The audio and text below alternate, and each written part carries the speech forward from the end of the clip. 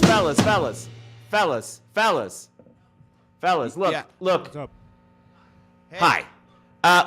Everything's fine, and the work is good as far as it goes. But we're definitely getting a lot in the comment section. Look, let me just break it down this way. Our audience, these are people who consume global news. You know, they come here to find out what's happening in the Italian elections. They find here to find out what's going on with that pipeline going into Germany. You know, they come here also sometimes to relax to hardcore improvisational stylings. Yes. But what they don't come here for is canoodling. And what I'm seeing in the comments is a lot of people talking about canoodling.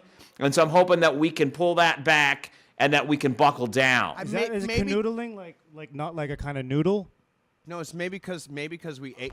Okay, look, we're not ramen? doing a bit about the canoodling. And what's more, besides the canoodling, is that I'm going to be naming the songs from now on. Because frankly, last time I think like you might have just made up those song names just on the fly. Maybe and look, for us, a song isn't just some sort of improvisational, number. It's a messaging opportunity, and that's the point of the show. That's the point of the show, and that's the point of this segment and all the segments. Okay.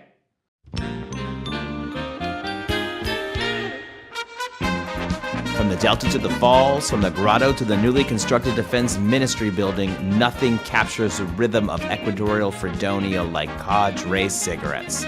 Never a rough puff with Cadre, sponsors of the Committee Program.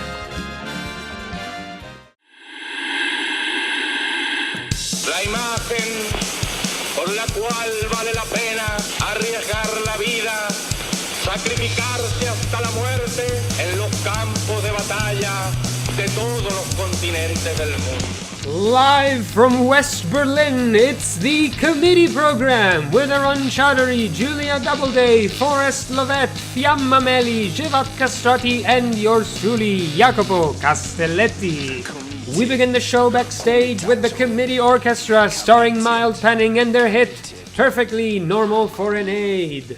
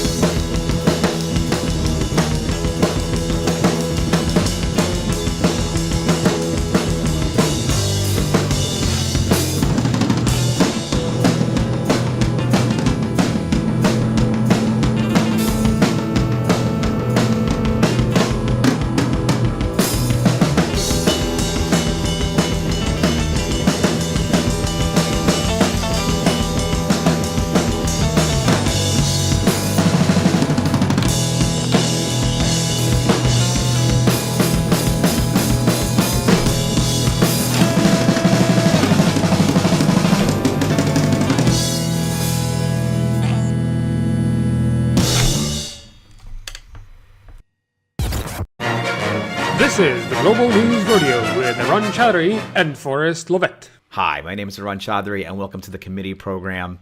I am your host, and this is your Global News Rodeo. And I'm actually bringing it to you from the same hotel room in Lithuania that I brought you the Cooking with Comrades from last week, although I've been a couple places in between. But actually, the world has changed, even though my hotel room hasn't. And now, of course, we do find ourselves with a high-grade conflict going on between Russia and Ukraine. And on this first segment, your Global News Rodeo, Forrest Lovette has curated world events like he always does, but has actually put a couple different viewpoints on what's happening on the ground there. And I think that that's great because you need to read a really wide variety to even start to begin to understand what's going on, because lots of people have lots of vested interests in having you believe entrenched narratives. And it's possible, just possible, that almost every source that you're reading from, one could say both sides, but there are many sides, is not totally telling you the truth. Could be. Could be. Let's go. Item 1. When it all began, which was Thursday, February 24th, 2022 at 5:07 a.m. Politico Europe is reporting that there is an ongoing full-scale invasion of Ukraine by Russian troops. At the current moment, major cities are under bombardment from the air, land, and from the sea, including the capital, Kiev, and I would also add, most notably, Kharkiv, which is the second biggest city and is, much closer to the Russian border, and Odessa, where my people are from, which is just on the Black Sea. Russian President Vladimir Putin gave a televised speech early Thursday morning launching the attack, saying Ukraine needed to undergo demilitarization and denazification. Minutes after the message, Russian tanks were seen crossing the border in Crimea and other locations. This action comes after Putin recognized the two separatist regions as independent and multiple failed attempts of diplomacy by Western leaders to stop it. That's in the Donbas region. European officials called on an emergency summit on Thursday evening and decided on a series of new sanctions to impose. They agreed on massive sanctions in a block of finance, energy, and transport, but they decided against kicking Russia off of the SWIFT payment system, going against the wishes of Ukrainian President Zelensky. A top Zelensky aide told United News the sole goal of Russia is to enter Kiev and destroy the leadership of Kiev. Personally, Zelensky. It is sort of interesting, and I'm going to be editorializing a lot on this, but not, with a strong point of view of what I want you to believe. But it is interesting that Zelensky was not, say, any kind of shady American clandestine efforts first choice to be the president of Ukraine. Item 2, an imperialist at heart, the West and Putin have much in common. Socialist workers reporting Vladimir Putin's latest declaration of war against Ukraine clearly shows his imperialist intentions. I think this word is maybe causing controversy of some people who would say imperialism has to have certain characteristics. Does this aggression have that? I think it sort of doesn't matter. You know what I mean? I think this is sort of parsing a false dichotomy as if we were still in some kind of ideological Cold War instead of just a naked power Cold War. Breaking away from any socialist tradition, Putin said in his address to the nation on Thursday that the Russian Revolution of 1917 was to blame for Russia's current state. He went on to say modern Ukraine was entirely and fully created by Russia, more specifically the Bolshevik communist Russia. This process began practically immediately after the 1917 revolution, and moreover, Lenin and his associates did it in the sloppiest way in relation to Russia, by dividing, tearing from her own pieces of historical territory. I mean, this was a game, I think it's sort of blaming this on Lenin is a bit much. I think the Soviets played the same game a lot of Russians have with kind of these territories and keeping the empire together and moving populations. And, when we talk about Crimea, it's actually where Tartars are from. Everyone has not gotten to stay where they are. The border between Armenia and Azerbaijan was the result of lots of moving of populations around. This kind of imperial engineering is for sure not unique to Russia, for sure not unique to the Bolsheviks, and for sure not unique to Lenin. And so I think this is this kind of frame from Putin is interesting, right? Because it's both the de-Bolshevization of Russia and the denazification of Ukraine, sort of at the same time. It's a lot of D things. It's a lot of work being done there. Item 3. West versus East in the global South, soldiers released in Central Africa. African News is reporting 4 captured French soldiers operating the Central African Republic have been released. The men were accused in social media of wanting to assassinate the head of state. The soldiers were of French, Italian, Romanian, and Bulgarian descent and working security for the UN peacekeeping force. The French government said this act was a gross manipulation and has accused the Central African Republic of being complicit in a campaign against France orchestrated by Moscow. Moscow, on the other hand, points its fingers at Paris for accusing the Warner Group, a Russian military contractor in the region, for seizing resources and power. Item 4. A little goes a long way. France extends abortion limit.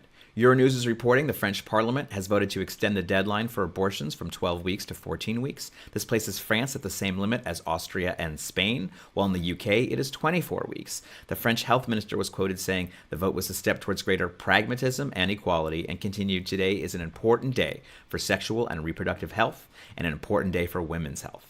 A motion to reject the bill by anti-abortion activists and the right-wing MPs was denied. According to the bill's supporter, each year 3,000 French women are forced to go abroad for abortions because they passed the legal time limit.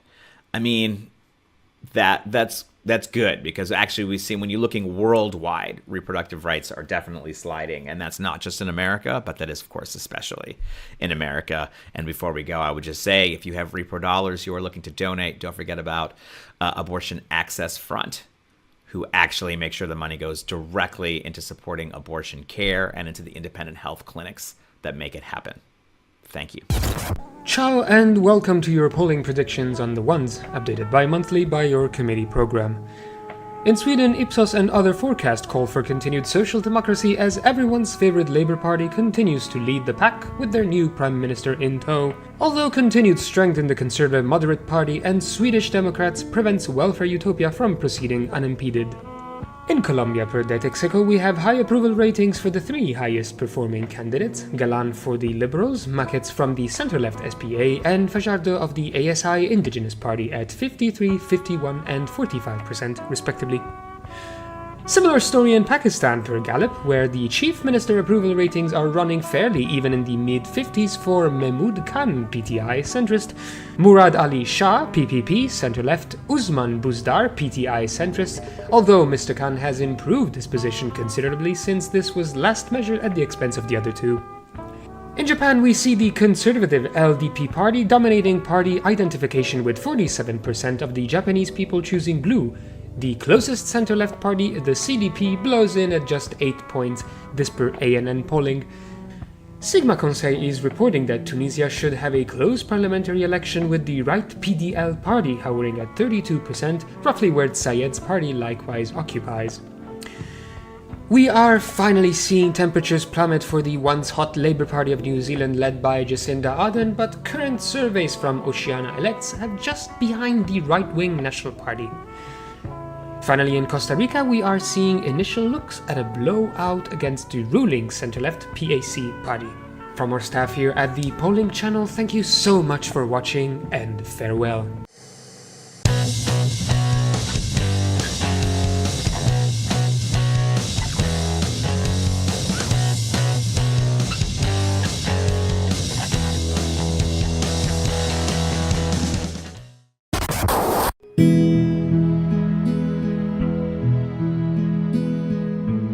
This is Sunday Interview in Sweaters.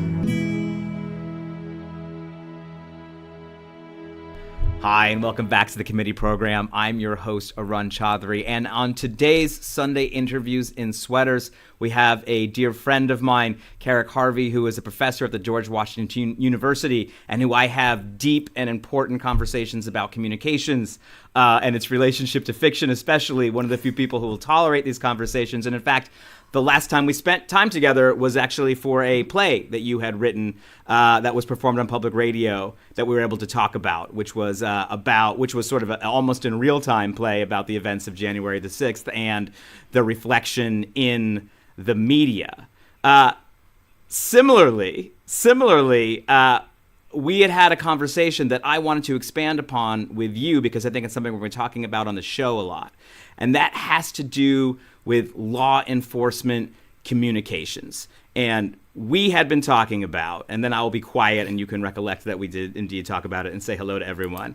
But we had been talking about sort of how law enforcement and access and kind of this harmonious relationship between the culture industry and the law enforcement community not only has sort of put a lock on the messaging about what law enforcement is and does, but also kind of shifted to the side some previous, maybe more countercultural narratives we had, you know, kind of starting from the highwaymen leading up to the private investigator, to Sam Spade, to, you know, people who could live in this world. And I'll back up a bit, but just say hello to everyone and hi, and hi, it's just everyone. So great to see you. It's so great to be here. And Arun, it's so, as always, so wonderful to see you too. It really is. And I'm so glad you wanted to go back and talk about some of this stuff because it's interesting, I think, in both forward-facing and backwards-facing directions. It's where we came from in the popular culture to get to where we are in real life society. It's looking at entertainment programming almost as an archaeological relic that lets us, if we can only decode that, it then gives us insight into the present day landscape. And that's, God knows we need as much of that as we possibly can get. So I'm thrilled that you want to chat about this some more. Yeah, and just, you know, it always comes back to sort of these 20th century figures who still dominate our kind of cultural landscape just because this is, you know, the beginning of art in the age of mechanical reproduction. But, I think it is the rise of radio and the rise of J. Edgar Hoover are not coincidentally at the same time. And I think, even as I think we'll expand this conversation and bring in scholars of communication and bring in some historians and folks from who study judicial justice, but it seems pretty clear that he had a good idea, and that's we know the stories. We have access to the criminals. We have access to the cops. If you want to tell good stories, we can provide you with this. I mean, this continues today. Absolutely, and it continues today, both in terms of entertainment and genre entertainment in particular. We'll come back to that in a second, maybe, but also in terms of everything, all kinds of political communication. Whether it is campaign rhetoric, whether it is putting together news headlines, which is not supposed to be political communication, but which is, whether it is advertising for cultural products that then relocate the purchaser in a different place within sort of the societal pecking order. I'm thinking, of course, of the things like makeup and fast cars and expensive clothes, but you could also extend that to,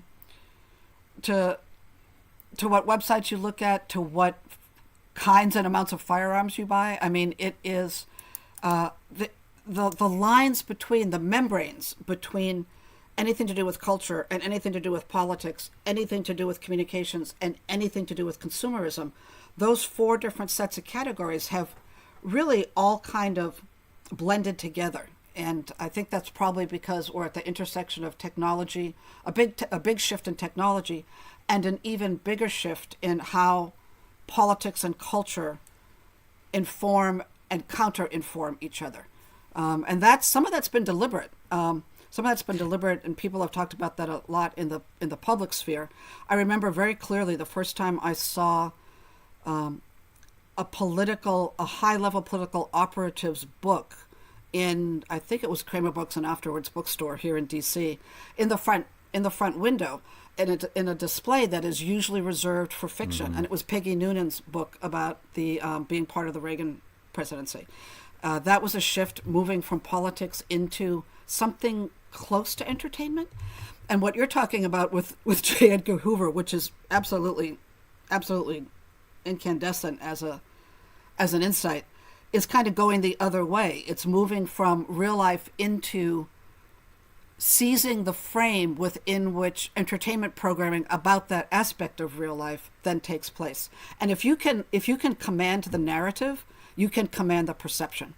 So for J. Edgar Hoover to say, oh, there's this new interest in police shows and enforcement shows, in anything to do with defending the nation, both inside and outside of national boundaries, let's make it easy for them, for the people who otherwise might be our critics, by bringing them into our circle of special access. Not only will they then feel sort of, if not indebted to us, but part of us at somewhat level, but we will get to supply to them things that they need and things that they think they need, and thus get to turn off the spigot for things that they don't know about and we don't want them to have. So it's that, again, it's that seizing the mic, that grabbing the frame, that the narrative frame that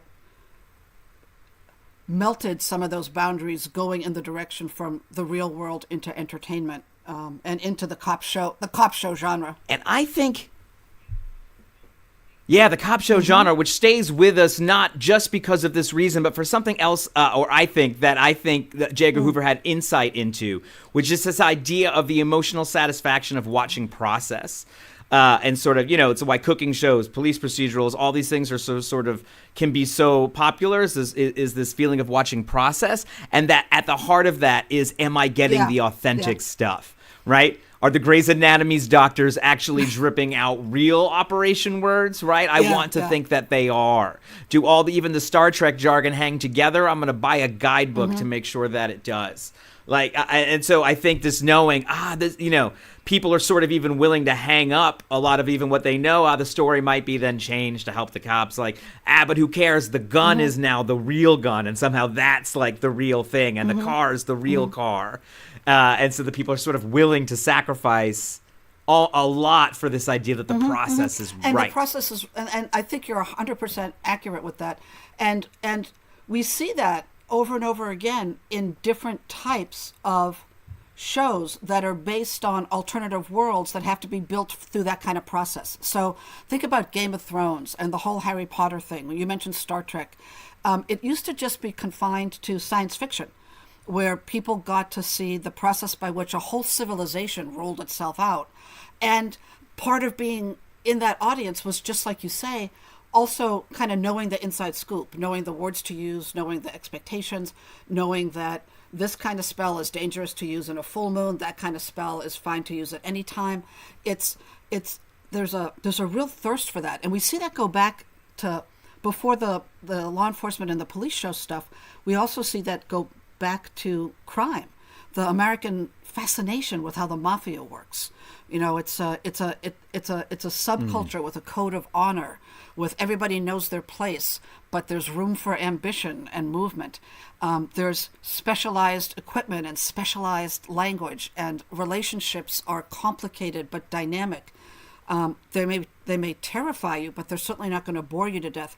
And all of these things that you're talking about, that we're talking about, are ways for people to step outside the process of their own lives that have become so familiar that they risk being not just boring but kind of stultifying, and kind of being armchair ethnographers into some other more exciting place.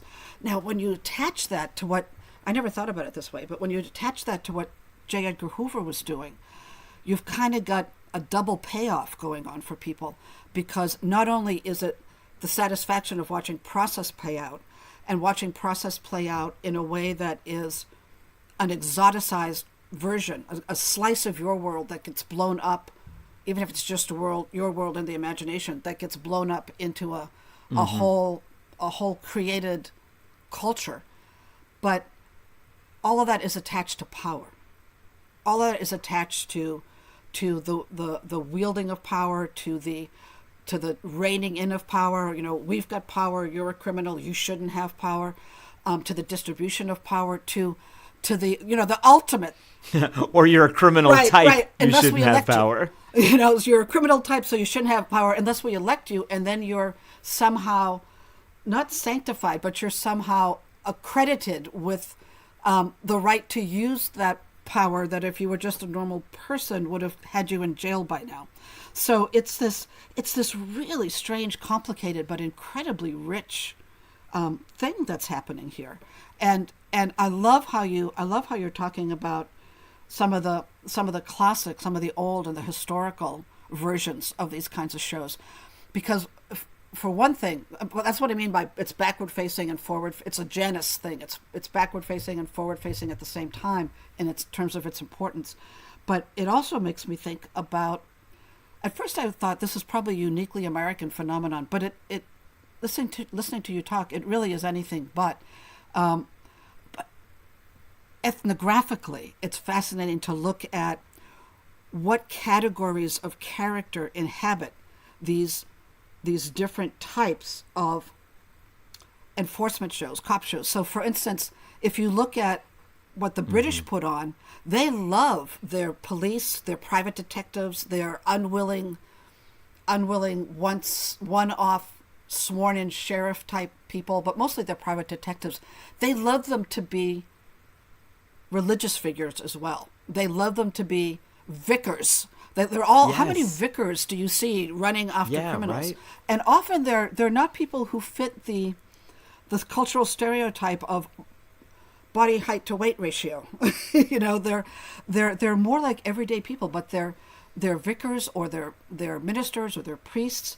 If they're not that, then they're deeply damaged people. We do that too in the United States. They're starting with Sherlock they have drug addictions, right? That again would have, if they weren't chasing criminals with drug If they weren't chasing criminals who help bring drug addiction, let me start that again. I'm so excited. If they weren't chasing criminals who help bring drug addictions into play for so many people, these private investigators' drug addictions of their own would make them criminals. It's this alchemical effect that is just phenomenal. So the British like Vickers. Both the British and the Americans occasionally like psychics. And what do you do with that? What do you do with people who speak to the dead, spend time in the beyond, are surprised when they open the refrigerator to find things there that belonged to people who died long ago and far away and they haven't seen since before then, but suddenly Igor's health drink has manifested inside my refrigerator 10 years after he's dead.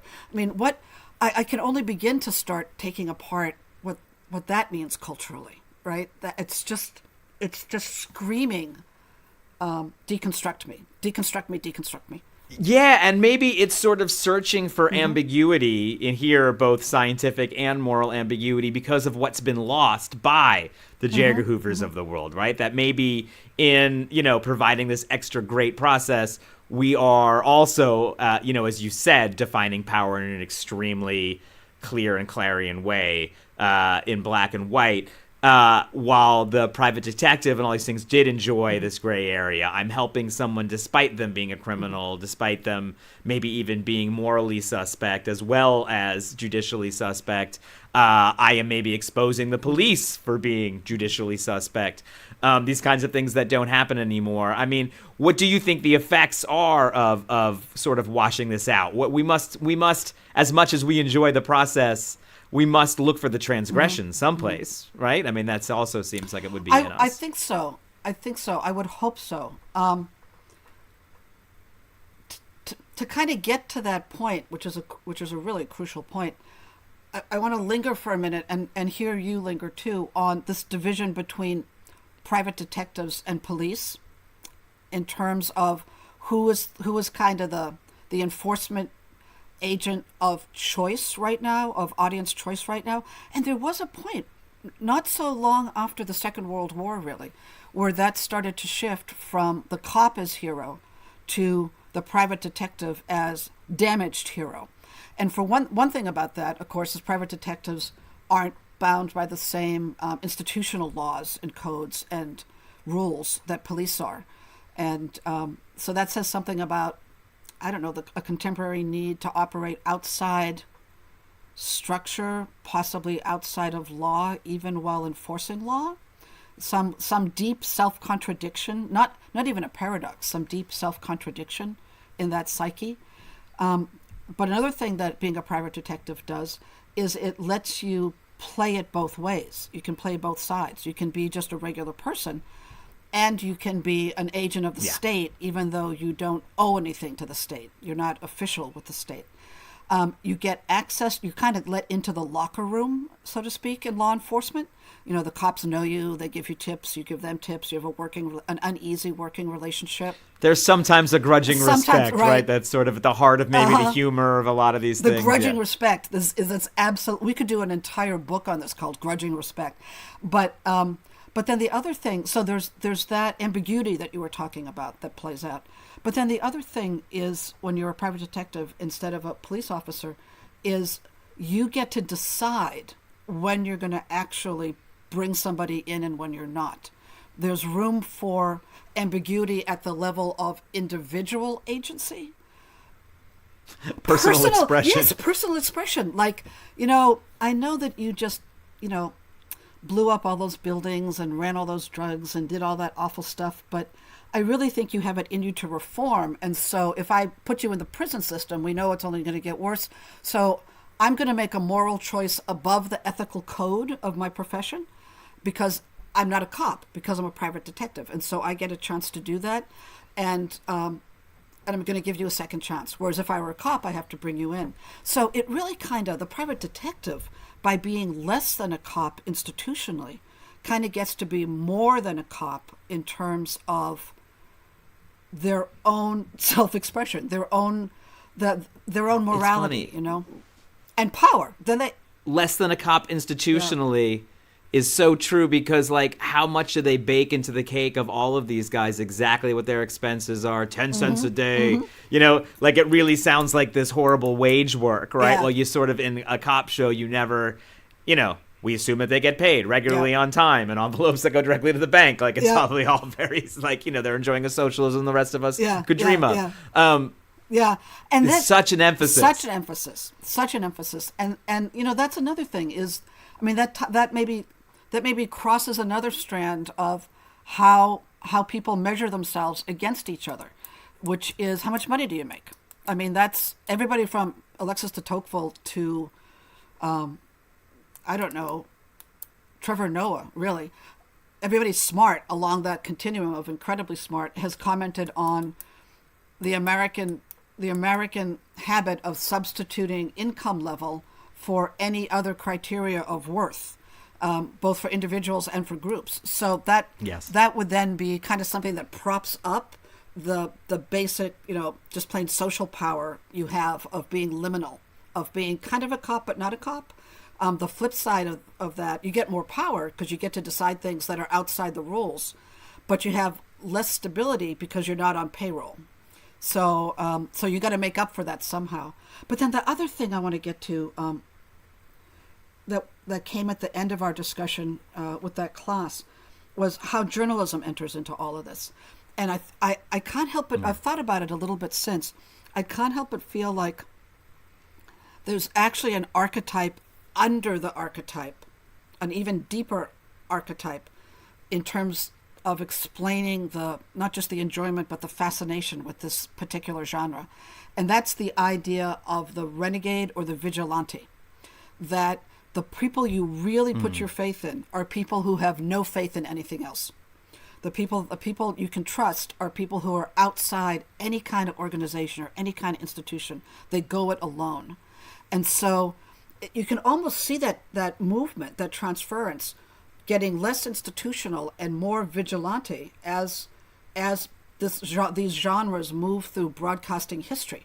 So you start with cop shows, cops as the good guys, unequivocally be good guys. Then you kind of have the shadow version of that with a whole chapter of film noir after the war, and maybe 10, 20 years after that, the whole Godfather series, the whole mafia organized crime series. And then you move into all of these vicars and psychics, and sometimes veterinarians get pulled into it.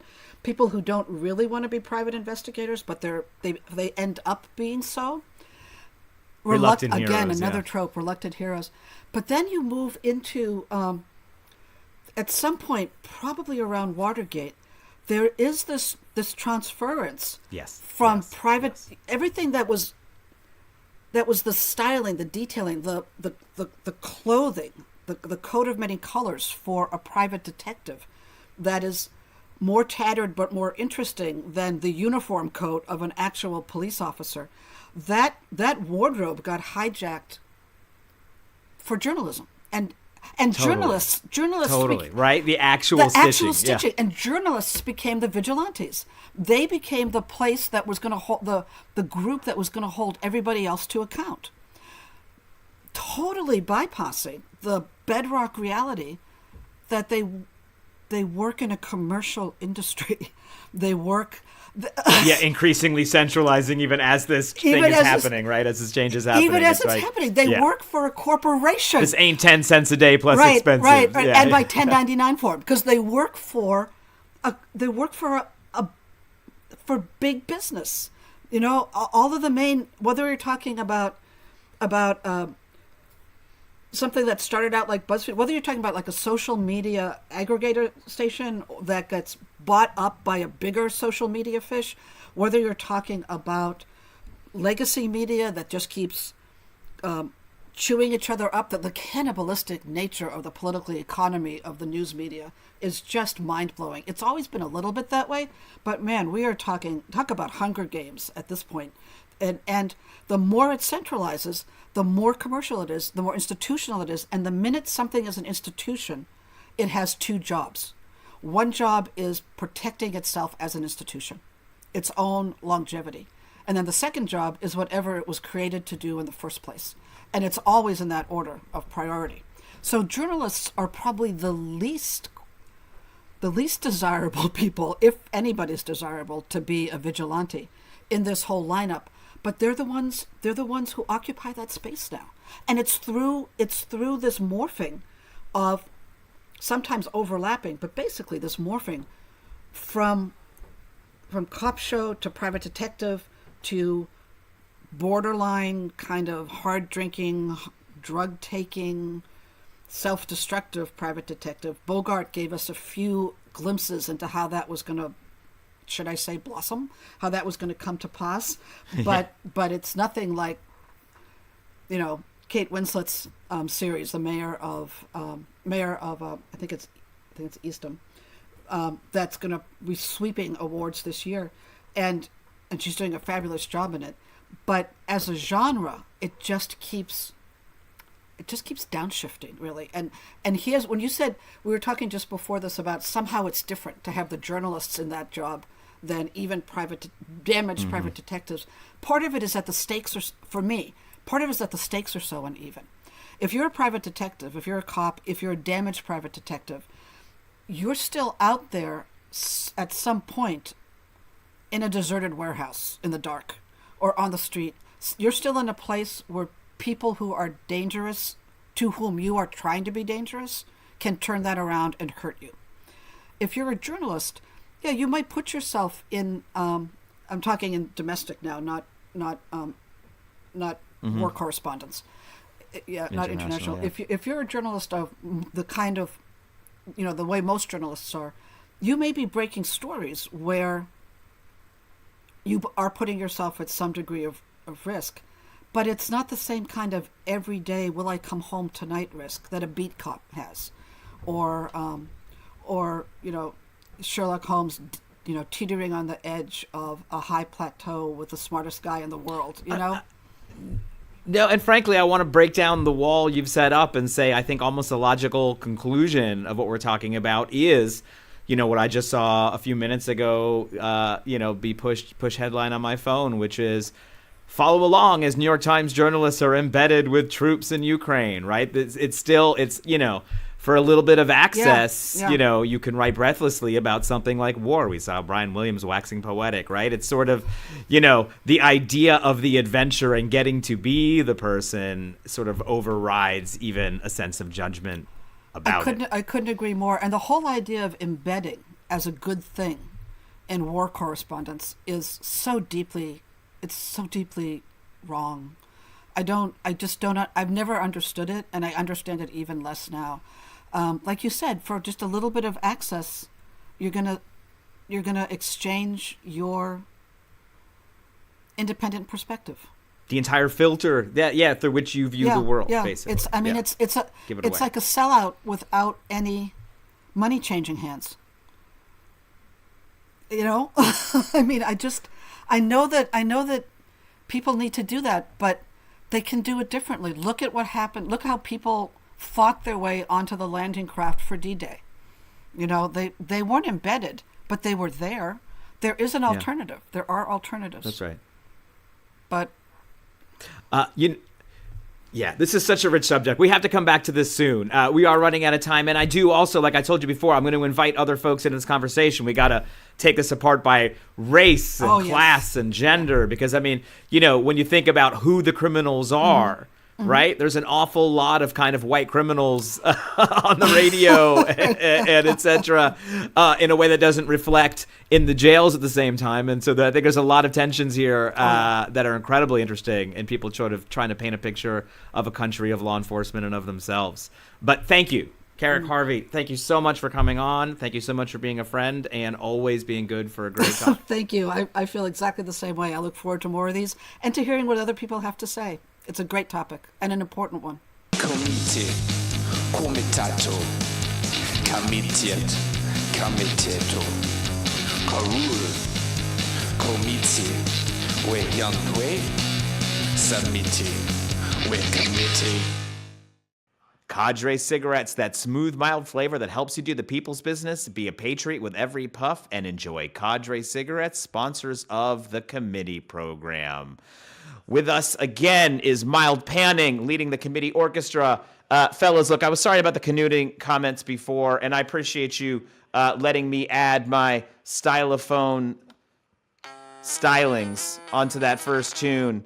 I feel like a young Alice Coltrane. You've made my dreams come true. Is that all right if I sit in on the second one? We don't have hard feelings about this. Get in on it. I mean, you're adding the, what do we call that? The little flair. We need some flair. We call it the je ne sais quoi. Is what we actually call it. And you guys got your cartons of Cadres, right? No, we got the cigarettes. I mean, we shouldn't eat a bunch of food because that's all that's coming. That's it. That's if you look in the contract, that's actually what it is. Okay, so just want to make sure we're square. Next time we won't eat before we play. We got a little tired, but the cigarettes I wouldn't recommend it. Count it off, please. Help. All right, here we go.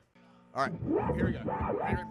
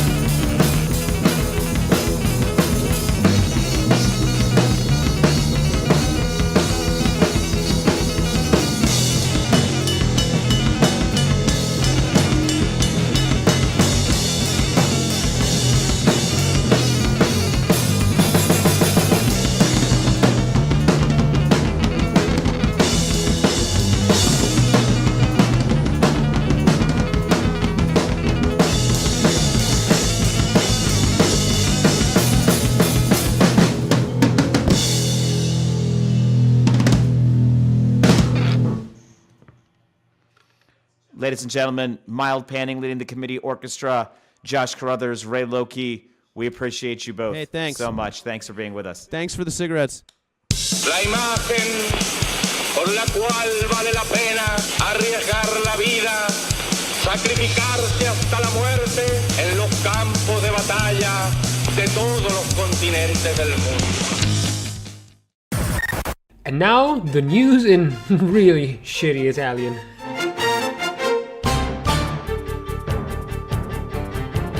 Sigarette Cadre, la sigarette del popolo, cadre toste come il nostro leader.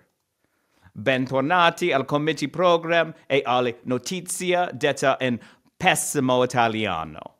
Vi aggiorneremo sulle ultime notizie politiche dall'Italia nello stesso momento. Vi aggiorneremo.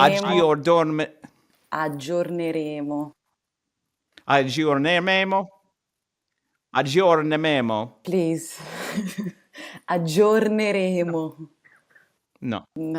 Aggiorneremo. Aggiorneremo. Okay, let's try to go. Okay, go on. Aggiorneremo. Perfect. Okay, that's good.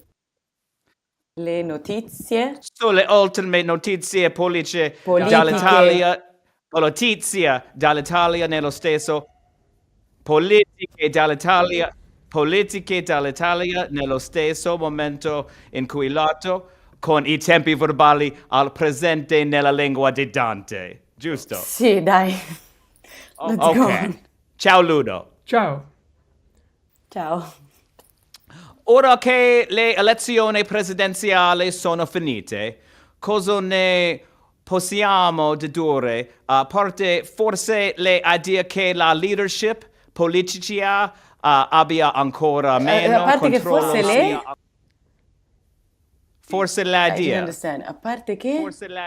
A parte forse l'idea che la leadership politica abbia l'idea.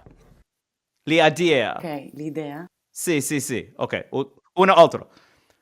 Ora che le elezioni presidenziali sono finite, cosa ne possiamo dedurre? E parte forse l'idea che la leadership politica abbia ancora meno controllo sui partiti di quanto pensassimo.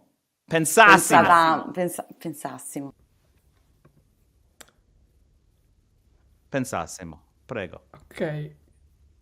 Well, first of all, Arun, thank you for having me here and for having, dispelled the myth I always had, because I always found very offensive the interpretations that Americans did of Italians, like the SNL caricature, borderline racist as well. But then I just realized that this is actually how Americans speak when they try to speak Italian, so they're not making fun of us. That's how you do it. Okay, that's good to know. Well, I believe that in the recent Italian presidential election, we realized who was for real and who wasn't, and who's up and who knows politics and who doesn't. And what we saw is that Matteo Salvini does not, because he kinda kept gambling and finding new proposal and trying to force everyone, and he failed. That unfortunately Conte for 5 Stelle does not as well, because he couldn't keep his group together. His line was defeated over and over internally. That Draghi, but this was partially predictable as a person that doesn't come from politics. He is a high-level technocrat. Doesn't exactly, because he tried to be elected president of the Republic and failed pretty spectacularly. Although the fact that Mattarella is the new president still works at his advantage, because, that protects him and allows him to go forward.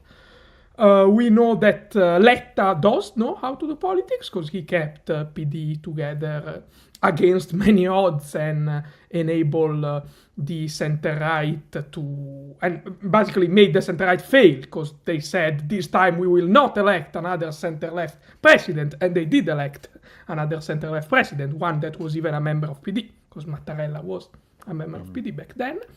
And surprisingly, that Di Maio knows how to do politics very well, because he emerged as kind of this force for good that prevented 5 Stelle from doing a back-end deal with Salvini.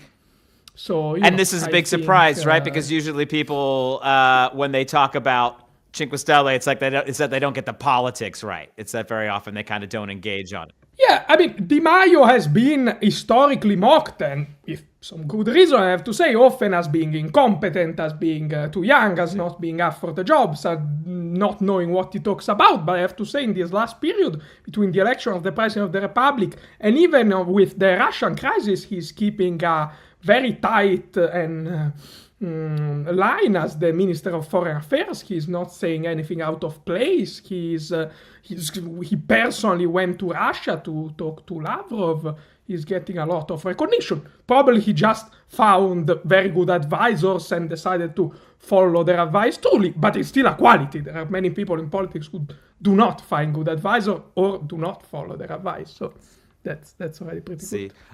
Con Draghi al sicuro come Prime Ministro, per quanto tempo possiamo aspettarci che... Come primo ministro. Sì. Con Draghi al sicuro come primo ministro, per quanto tempo possiamo aspettarci che questo governo continui? O è stato solo un altro test per la... Il governo continui. Governo continui. It's okay. Go Governo continui. Continui. O è stato solo un altro test per la politica italiana? Politica italiana. Yeah, this is a very good question, because, on one end, the re-election of Mattarella is kind of the best guarantees for stability. It's Mattarella who wanted Draghi, it's Mattarella who chose Draghi, it's Mattarella who protects Draghi more than anyone else. On the other end, with the election of the President of the Republic, the first signs of electoral campaign started. And now the parties might want to push their priorities. In these very days, today, yesterday, the day before, the center-right started voting against the government line sometimes, for instance, on the Green Pass and on the raising the amount that you can legally pay by cash. And the 5 Stelle as well gave some sign of wanting to find some independence. Now, in my opinion, this will not amount to much, because almost nobody, apart from Meloni, has a clear interest to go to vote now, and therefore why should they? But Draghi has to be politically savvy to navigate this, and he needs to understand that parties still have their political priority. Because what came out, what leaked the other day, is that after these small votes against the government line, Draghi came to the parliamentary leaders of the party and says, Parliament has to do what the government asks it for and has to approve what the government priorities are, and they push forward. And you have, but I mean, he didn't say it like that, but basically you have to do as I say, otherwise I resign. And I'm afraid if he said that, they probably laugh behind his back, because that's not how it works in Italy. We are a parliamentary democracy. Parliament does whatever it wants. Parties have priorities, and as Draghi discovered during the election of the President of the Republic, it's the parties who hold the power. Because, I mean, what they probably said to him or thought is, okay, you and how many divisions, you and how many MPs, you and how many votes. Because in the end of the day, he doesn't have a party. He doesn't have MPs directly answering to him. He doesn't have, a defined political structure that supports him. Or a mandate, right? That an election gives you. A mandate. But I mean, yeah. But in Italy, we're kind of used to it. But that's fine. We had many people who didn't have these things. That's kind of normal in Italy. But those people, if they lasted for a significant amount of time, they understood the importance of parties, of negotiating with them, of finding a point of mediation, of, balancing their priorities. Because in the end of the day, that's exactly what the job of the Prime Minister in Italy is. It's coordinating, is finding a compromising, is, finding a mediation in the government line among all priorities. Durante il programma abbiamo seguito da vicino l'ascesa, la apparente caduta del Movimento 5 Stelle. L'ascesa e che qualcosa che ascesa. Can you repeat? Ascesa. Sì, ok. Sì. Durante il programma abbiamo seguito da vicino l'ascesa apparente caduta del Movimento 5 Stelle. Ok. Il parente caduta del Movimento 5 Stelle. Che cosa che accadrà che capoverà le sorti di questa forza politica sfuggente? Capovolgerà le sorti di questa forza politica sfuggente. Politica. Grazie. Yeah, and by the way, this looks like a lot. I don't know if you've seen a Russian show that is called Ciao Italia, where there are these people who basically pretend to be an Italian show from the 80s, but saying things that makes no sense. Like they pretend to be the Sanremo Festival of music in the 80s, and it's very popular in Russia, and it became popular even in Italy. So I don't know if this... reading in such a way is a covert approval of the recent Russian line. Forse. But anyway, or at least a wink toward them. But 5 Stelle, who knows, right? Because but I think not even 5 Stelle knows where they're going. That's the reality, because on one end, it's clearer where they're going, that it seems they're moving together toward the center-left. They are allied with the center-left in many regional elections, in many local elections, and the perspective is to build a political field together toward the national election. On the other hand, they keep imploding, because now they have a fairly, not even covert, but an open war between the former leader, Luigi Di Maio, and the actual leader, Conte, which is even complicated by the fact that now Conte, due to a judiciary appeal to his election, is not even leader anymore. He's leader de facto, but not according to the law. But probably he's doing another appeal and maybe they'll solve it. But they're very divided, they're very fragmented. As always, it's not easy for them to find a common line. And everyone is trying to figure it out, what's happening inside them, but they keep, in my opinion, shifting toward chaos because every time there is an important political step to take, like the election of the President of the Republic, they split 2 or 3 ways, internal tensions emerge, and now these conflicts are even very public. They're on the press every day, so yeah, let's see how it goes. As of now, I wouldn't say in a good direction for them. Grazie per tutto, Ludovico Manzoni. Oh my God, I never introduced you properly. Who is a campaigner and is right now you're in Brussels where you're a graduate student. And we hope we can check in with you on maybe even some European things and not just Italian politics.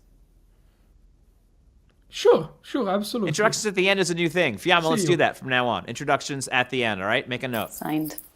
Committee, comitato, committed, committeto, carul, committee, we yantwe, submittee, we committee. Thanks so much again for joining us tonight on the committee program. You can always support the show by becoming a member on patreon.com/committee program. You can follow us on all of our social media accounts, including on Twitter @Committee Pro, YouTube, The Committee Program, Instagram, The Committee Program, Facebook, The Committee Program. And you can actually visit the Committee Program Company store now at TeePublic, the Committee Program shop. We have a couple of things. We will try to get some more. Special thanks, as always, to our team, Jacopo Castrati, Fiamma Meli, Jacopo Castelletti, Forrest Lovette, and Committee's Deputy Director, Julia Doubleday. Try and look alive out there, folks. It's later than you think.